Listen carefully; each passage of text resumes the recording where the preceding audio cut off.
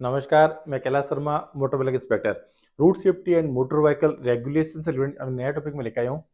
Hypothecation oblique lease agreement termination के बारे में, जिसे अपन बोलती भाषा में लोन रिमूव कहते हैं। जब भी कोई व्यक्ति नया व्हीकल खरीदता है तो सामान्यतः व्हीकल वो लोन पे खरीदता है, यानी कुछ फाइनेंशियल इंस्टीट्यूट से या बैंक से वो लोन लेता है। और एक फाइनेंशियल इंस्टीट्यूट या बैंक और उस ओनर के बीच में एक एग्रीमेंट होता है। उस एग्रीमेंट के तहत एक निश्चित अंतराल में वह किस्तें चुकाता है। उसकी किस्तें पूरी होने के बाद जो व्हीकल का जो उसके आरसी डाटा है, आरसी डाटा में उसका लोन जो एंडोर्स होता है, उस एंडोर्स को हटवाना पड़ता है। तो ये लोन किस प्रकार से हटाया जा सकता है, ठीक है ना, क्या क्या कंडीशन है, क्या क्या प्रोविजन है, उस बारे में आज अपन डिस्कस करेंगे। तो अपन स्टार्ट करते हैं। हाइपोथिकेशन, लीज एग्रीमेंट, टर्मिनेशन और जिसे बोलती भाषा में अपन कहते हैं एचपीएन लोन रिमूव। सबसे पहले प्रोविजंस। अब हाइपोथिकेशन, टर्मिनेशन और एडिशन के क्या प्रोविजंस है? तो सेंट्रल मोटर व्हीकल एक्ट 1988 के सेक्शन 51 तथा सेंट्रल मोटर व्हीकल रूल 1989 के रूल 61 के अंदर हाइपोथिकेशन और हाइपोथिकेशन एंडोर्समेंट और टर्मिनेशन के बारे में बता रखा है, ठीक है ना। अब क्या बता रखा है टर्मिनेशन के बारे में? Termination of agreement of hypothecation between owner and financer में इन टू फॉलोइंग मैनर्स, यानी कि जो लोन हटाना है वो फाइनेंसर और ओनर के बीच में जो एग्रीमेंट है वो दो प्रकार से खत्म हो सकता है, यानी कि दो प्रकार से वो रिमूव हो सकता है। पहला, if owner fully paid loan amount as per agreement, then financer issue and form 35, जिसे अपन प्रचलित भाषा में लोन एनओसी कहते हैं, इन फेवर ऑफ ओनर, यानी कि एज पर एग्रीमेंट अगर कोई भी ओनर है वो सारा पैसा चुका देता है उस फाइनेंसर का या बैंक का, चुकाने के बाद में जो फाइनेंसर द्वारा है उसके ऑनर के फेवर में एक फॉर्म 35 है, जो राजस्थान मोटर व्हीकल रूल का फॉर्म है, 30 फॉर्म इश्यू किया जाता है, जिसे अपन प्रचलित भाषा के अंदर लोन एनओसी कहते हैं। तो लोन एनओसी या फॉर्म 35 जारी कर दिया जाता है।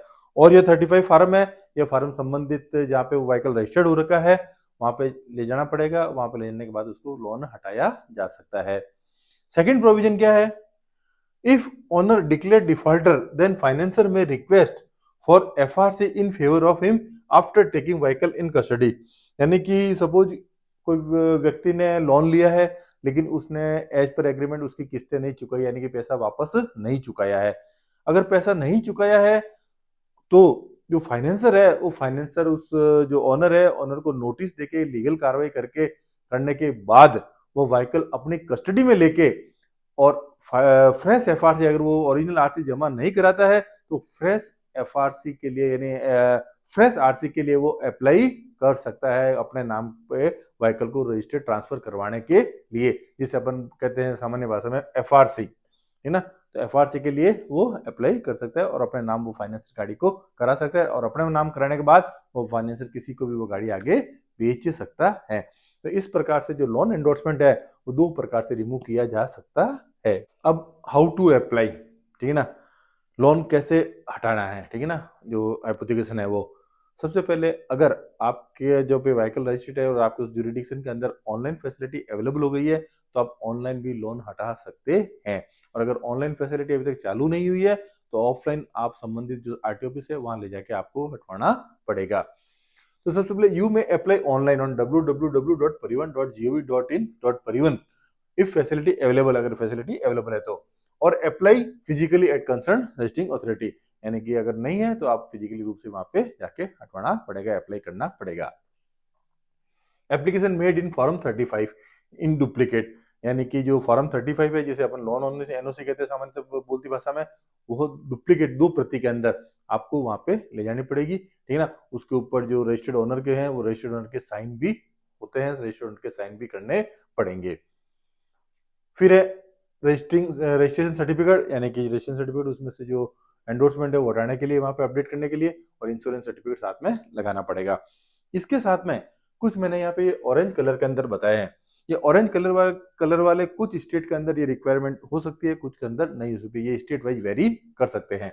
जैसे signature attested bye notary and gazetted officer, यानी कि जो फॉर्म 35 के ऊपर जो ऑनर है वो साइन करेगा, उस साइन का अटेस्टेशन भी मांग सकते हैं, वेरिफिकेशन भी मांग सकते हैं, तो वो एक नोटरी द्वारा या गजेटेड ऑफिसर द्वारा हो सकता है। टैक्स क्लियरेंस सर्टिफिकेट, उसके बाद टैक्स क्लीन सर्टिफिकेट, उसका व्हीकल का कोई टैक्स तो ड्यू नहीं है। पीयूसीसी इफ एप्लीकेबल, अगर उस पर पीयूसी लागू हो गई है या लागू है तो पोल्यूशन अंडर कंट्रोल सर्टिफिकेट मांग सकते हैं। Pencil print of chassis and engine number, engine के या चेसिस के पेंसिल प्रिंट भी फॉर्म 35 के ऊपर मांगा जा सकता है। फिर no due certificate from financer, साथ में एक जैसे फॉर्म 35 है ये तो देती है, साथ में एक वहां से एक नो ड्यूज का लेटर भी साथ में मांगा जा सकता है।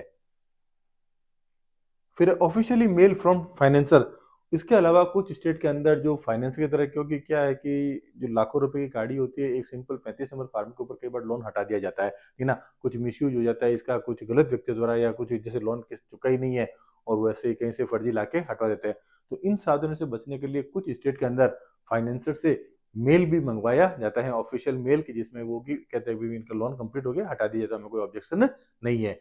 तो इस प्रकार से finance officially mail from financer से ऑफिशियली मेल भी मंगवा सकते हैं। तो ये जो ऑरेंज में मैंने चीजें बताई है, ये चीजें मैंडेटरी नहीं है, लेकिन स्टेट वाइज वेरी करती है, स्टेट मंगवा सकता है और मंगवाते हैं। फिर after completion of application, remove hypothecation in one four portal and update your RC and send copy of acknowledgement to financer, यानी कि आप जब ये सब चीजें प्रस्तुत करोगे, प्रस्तुत करने के बाद आपका लोन हटा दिया जाएगा, वन फूड डाटा के अंदर आपका अपडेट कर दिया जाएगा। लोन हटाने के बाद इसकी एक प्रति, जैसे डुप्लीकेट मैंने कहा था कि 35 नंबर 2 प्रतियों में दिया जाता है, तो एक प्रति वापस फाइनेंसर को भेजी जाती है, जिससे कि उसको भी एक्नॉलेज हो जाता है कि भाई उसका लोन हट गया है। तो साथियों, ये थी हाइपोथिकेशन या लीज एग्रीमेंट टर्मिनेशन के बारे में मैंने बताने की कोशिश की है। आशा करता हूँ कि वीडियो पसंद आया होगा। अगर वीडियो पसंद आया है, ज्यादा से ज्यादा शेयर करें, लाइक करें, सब्सक्राइब करें। Thank you. जय हिंद, जय भारत।